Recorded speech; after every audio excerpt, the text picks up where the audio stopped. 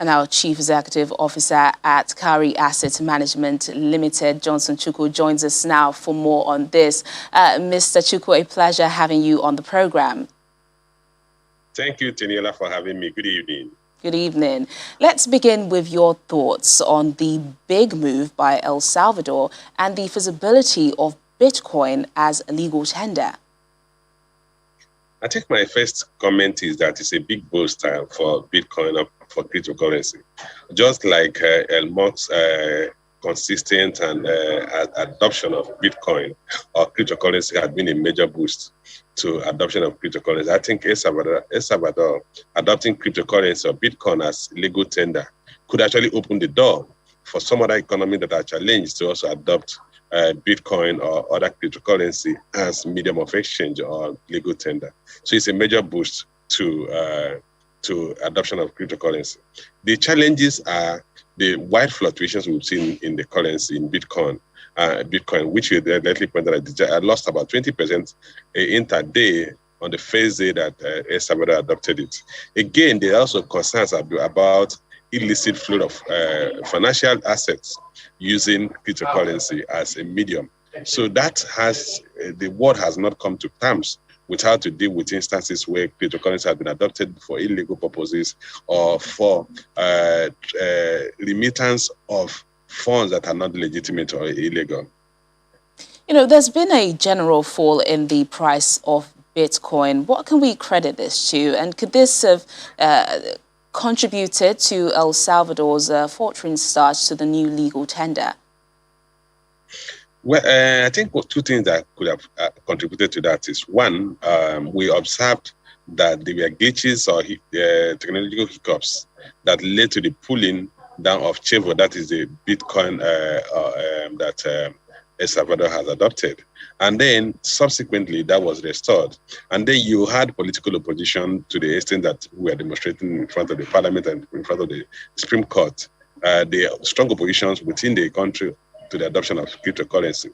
And like I did mention earlier, there are concerns about illicit financial flow that this could trigger. Of course, the president of El Salvador is focusing on the fact that billions of dollars that are remitted to their local economy could actually be done more efficiently using Bitcoin at lower cost. And that's why he was talking about $400 million of savings from the transaction cost.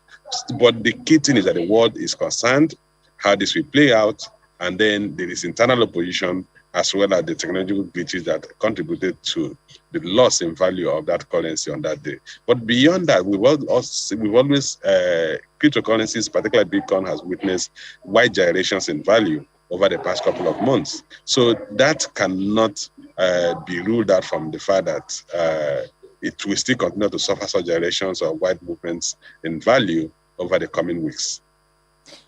Back here, though, the Nigerian Central Bank did release a circular earlier this year informing banks and other financial institutions that transactions in cryptocurrencies and facilitating payment for cryptocurrency exchange had been prohibited. What are the risks with Bitcoin that scares governments, causing caution in embracing it? I think the greatest concern the government or financial regulators globally have had with Bitcoin or cryptocurrency is the issue of illicit flow of funds.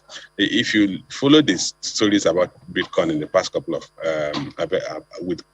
cryptocurrency the past couple of weeks, you'll observe that there are some instances where world central banks, the U.S. central banks, are insisting that some cryptocurrency have to pay back or investigate illicit flow of capital or funds using their medium. So the greatest concern the Central Bank of Nigeria has is that it's possible that cryptocurrency could be used to fund the insurgency we are having in the Northeast or Northwest, and then you could actually be used to acquire arms or other illegitimate transactions, including moving of drug funds. So, and that's the greatest concern, because these currencies are not properly tracked, and you really can't. Sometimes the owner's identity are kind of clouded in some form of secrecy, and that's a concern I think the central bank has. All right, then, Chief Executive Officer at Kari Asset Management Limited, Johnson Chukwu, thank you so much for your thoughts on the program. My pleasure.